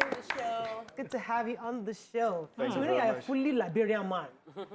But you have worked in Gollywood, Nollywood, all the woods. You have British sound. That's what they call it. So Liberia also has a wood. We call that labor wood. Labor, like L-I-B-E-R-W-O. Labor wood. Labor wood, fantastic. Yeah, so I've worked in labor wood, Gollywood, Nollywood. Oh, great. So it's really Hollywood. Yeah. So how, I mean, I know you moved to Nigeria in 2009, and how has it been, the acceptability in Nollywood? We've seen you in movies with Mr. Johnson. We've seen you in movies with quite a big actors. How has it been working in Nigeria? I think it's been awesome. The actors, producers, directors, technocrats, they made me feel like it's no difference of me being in Liberia or in Nigeria. So the kind of atmospheres that come around with it, it shows that Nigeria, Liberia, they have some inter-working relationships because the people themselves are just cool with me. Yeah. So nobody made me feel like I'm an Alaska or I'm a Liberian. So we really would love to just gist with you, but you know that before we brought you in, we were discussing a very, very serious topic. Yeah. And we know that Liberia had series of crises, like full-blown war, and Nigerians had to go there. One of the things that made Nigerians really popular worldwide was the fact that ECOMOG, Nigerians, the big brothers to Liberia, were able to intervene and all of that. Well, you were there then. Yeah. And what was your experience like? Because we see some people on Twitter and Instagram saying we should separate and all of that. Let us fight. Let us go our ways. What would you say concerning those clamoring for division? What was the effect of ECOMOG? I don't think that Nigeria would want to experience that. That shouldn't be an option. There shouldn't be a plan B for that. Because we've experienced terrible wars and situations in our country, and we're still trying to patch out our differences and put our house in order. So that plan B, I like what one of you said. It happened to me directly. Let our leaders don't make us to look as if we are wicked or we're doing the the good thing wrongly. So I've traveled to Ghana, I traveled to Nigeria, I went to America, and then I met a couple of guys who tried to give me a green card, like you said, a green book or passport. I rejected. And then when I got back to Liberia, someone was like, you should have gotten your green book. Why didn't you get it? You should have gotten it by now. You've been out of here in Liberia. So I'm telling myself that it's not a wrong thing that I did. It's not a wrong thing that I did. I think I'm trying to come back to my community, give my communities, contribute and do the right thing I can do, and see how we can make it work. Put our pieces together. So the option couldn't be division. It can never be division. If that's going to work for you, Nigeria is about almost 200 million persons. So maybe some of you will come live in Liberia. Yeah. So I like the fact that so you're Liberian, you've worked in Ghana, and you're working in Nigeria. And, you know, we'd like to see that relationship, that seamless, almost seamless relationship between countries within Africa. So we're building an entertainment industry. What do you think you've learned coming from Liberia, what you've learned in Ghana, what we can infuse in Nollywood?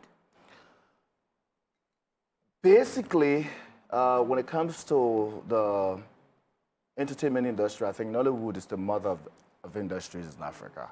So Nollywood is the third largest industry in the world. So I can't compare Nollywood to even Gollywood or Labourwood. Those are smaller industries that are trying to do the best.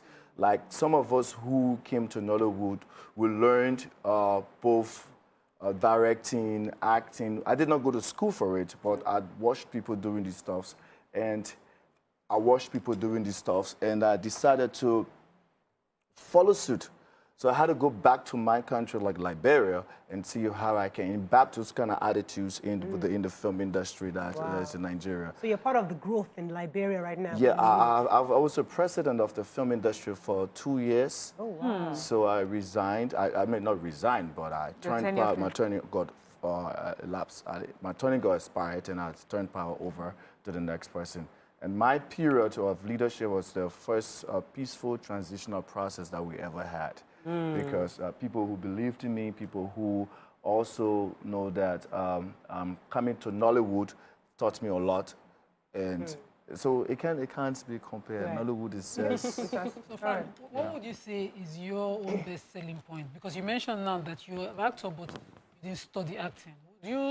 What would you say is your best selling point? And what would you advise a person to look at in themselves, even though they didn't study something and you know, think or, you know, push or fight for the dream to become an actor and really, you know, sell themselves? What would be that extra? The thing about the film industry is that everybody who comes in first will always want to be an actor.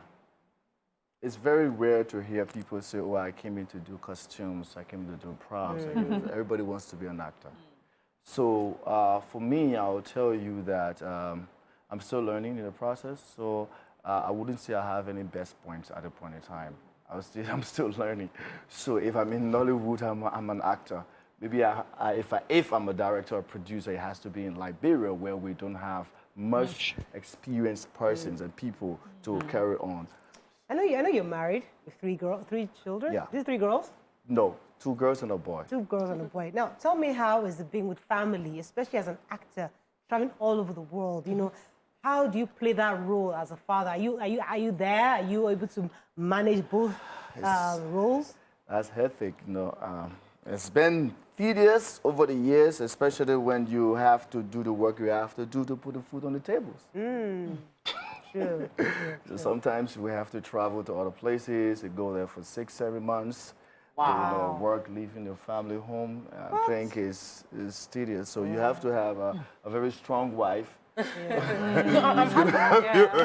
happy you wear your wedding ring, because if you don't say you're married, the regular assumption would be that you're single. So how do you... I've been married July 2nd would make me 10 years. Oh, wow. So you've kept it together. 10 years. And I've been 17 years, 17 years in total together. Wow. 10 years of marriage. Wow. So she's a girl of your youth, or married the woman of your youth. Yeah. She's Liberian as well. Yeah, she's Liberian as well. Interesting. So we met ourselves in the 20s, now in my 40s. Wow. That's cool. Yeah, so apart from your acting, it says you have an NGO and you work specifically to talk about child mortality. You helped during the Ebola crisis. Could you give us a little more So about basically, in 2015, I started going back to Liberia after I, came to Nollywood and, I got the fame. I started going back to give back to communities, because if you come and just stay, you have to be able to do something back home. So as we started doing that, we started doing movies. We opened a foundation. At the time, the Ebola crisis came up. We had some. We built a low place for kids that we can harbor missing kids until, yes, they were all over the place. We had to take care of them until after everything subsided, then the parents, family, relatives came up for the kids and started taking them gradually. So with that, we established the Artus Frank Foundation. And since 2015, we always give out donations to people going to slum communities, into the rural areas. Liberia, since 1990, the children in Liberia, they don't know what a Santa Claus is. Wow. So I normally dress in my Santa Claus suit and go to those rural areas, and then the what do you call it? Those radio stations and other places will say, Frank Artus is here, Frank Artus is here. So they're all looking for Frank Artus. And then I come out in the Santa Claus stuff.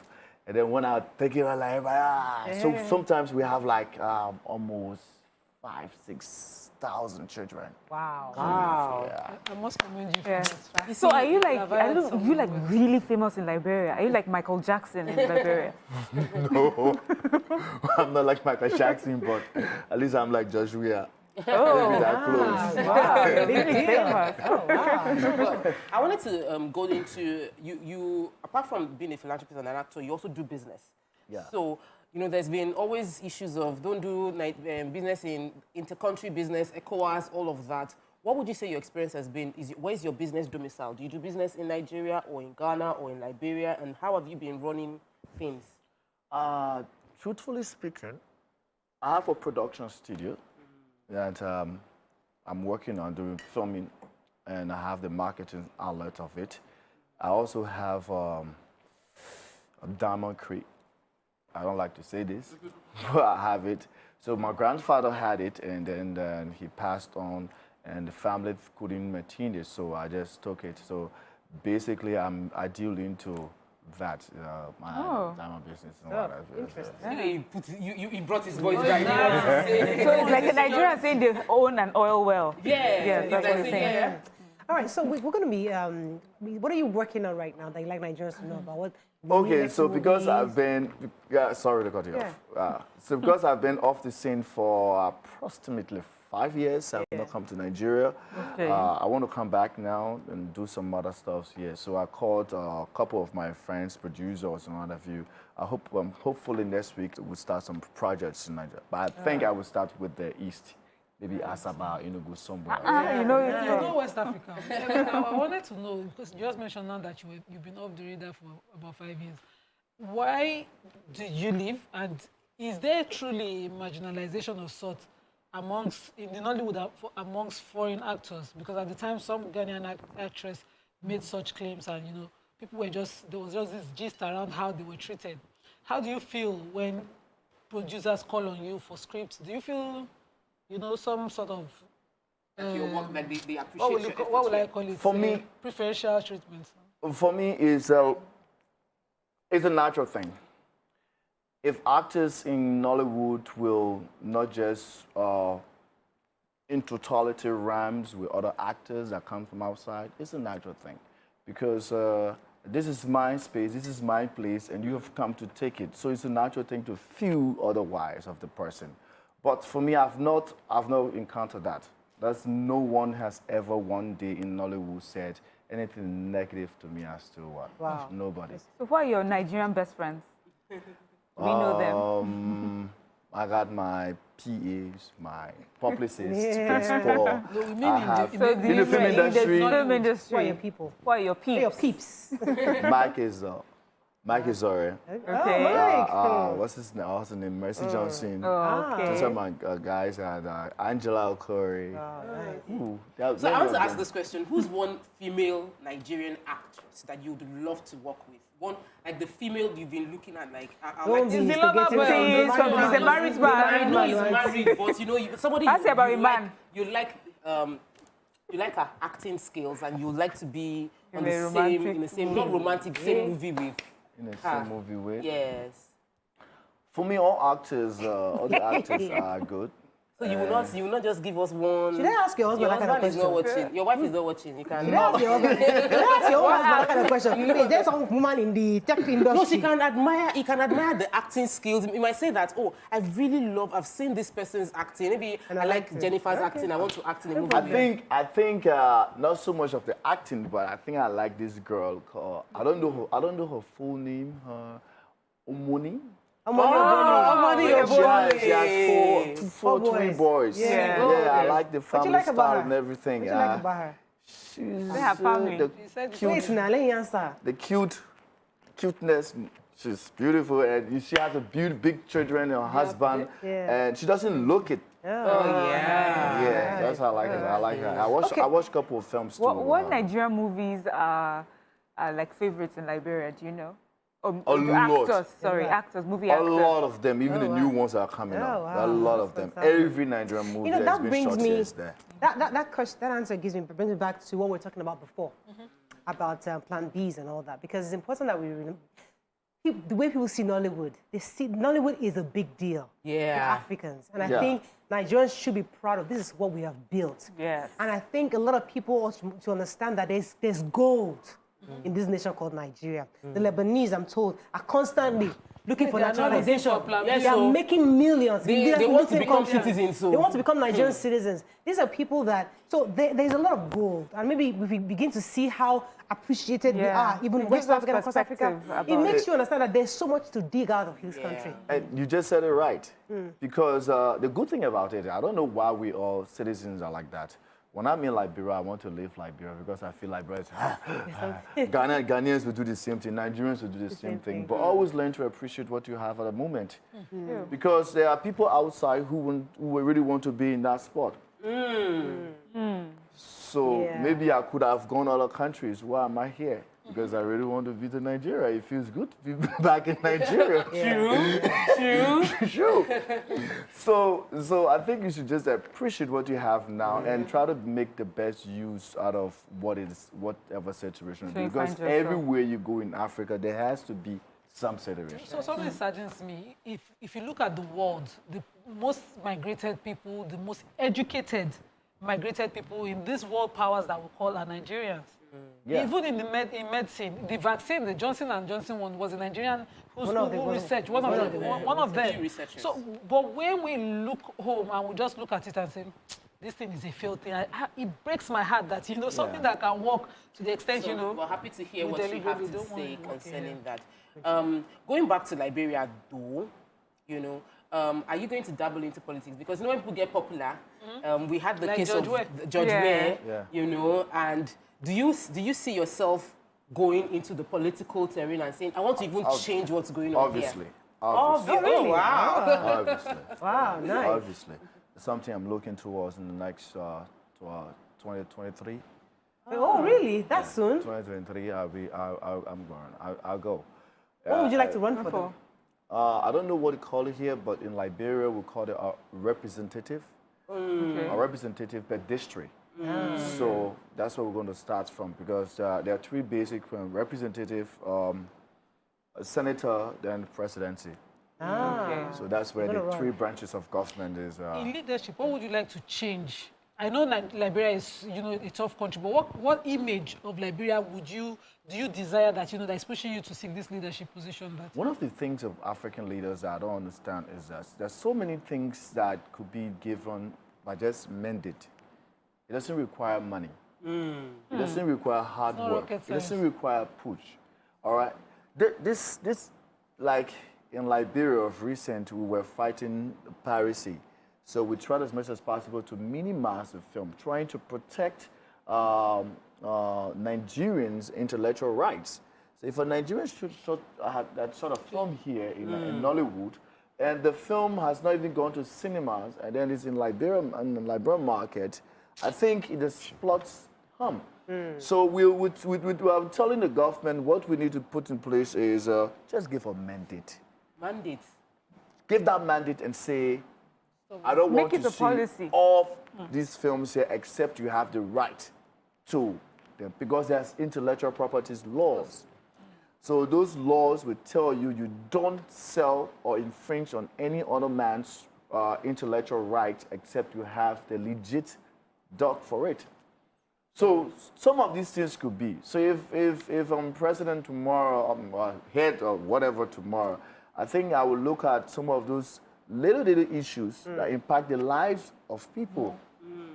Because there are simple things. You don't have to build the tallest of buildings. But look at the commoners, the common children in the rural areas that don't even have slippers to wear. Let's take a few tweets as we run off, because we have to wrap up right now. But Mariam, you have any tweets for us? Well, we still have tweets from the last topic. Go ahead. The average, Rolake says, the average councillor in Nigeria already settled for a plan B. In fact, most lawmakers relocate their children abroad permanently for the fear of the unknown, which they cause self-centered. Nigerians are becoming smarter. And then Tajuddin Mohammed says, most of the elites refuse to come out and participate in political culture of the country. They're refusing to offer solutions to solve our problems. When we leave sensitive decisions to be taken by power-drunk, selfish, or war-mongering politicians, then we're asking for it. Let me take this comment. Somebody said that the loudest voices on Twitter are from people who are living in Plan B. They're already there. They're already there. And the gullible Nigerians who don't have a Plan B will be cheering them on.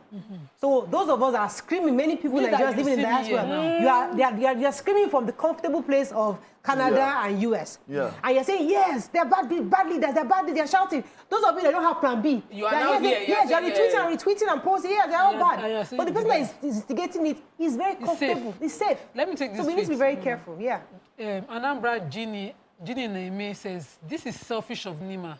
To spill this nonsense this morning, she knows Nigeria is a dead pool. Our leaders are simply refuse to repair this country. She had the nerve to preach to people who want to leave. There are no options left except perhaps to fight. This is so selfish of Nima. You, who are probably sitting somewhere, ask me, who live this day to day. I breathe this air day to day. Stay in traffic. I put my kids through it. I survive it every day. day. I call for better options for people I don't know personally. Hoping that when the better options come, the generations to come will be availed of such better options. You call me selfish? Maybe you should look in the mirror. That's what I said. Nima, let me add to that what Nima just said.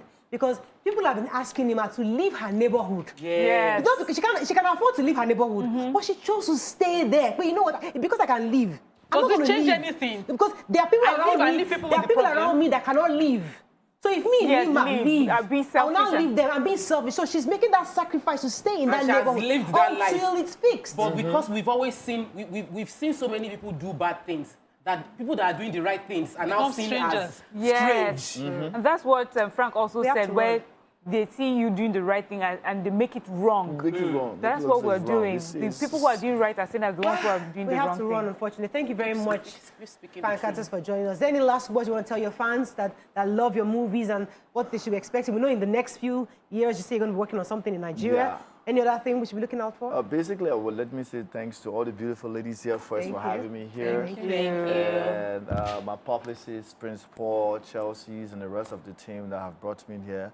I really like the forum and the opportunity. To my fans out there, all I have to say is that watch out, and I'm back. All right. Welcome back. Okay, that's all we can take on the show this week. We'll see you on Monday. Bye for now. Thank you.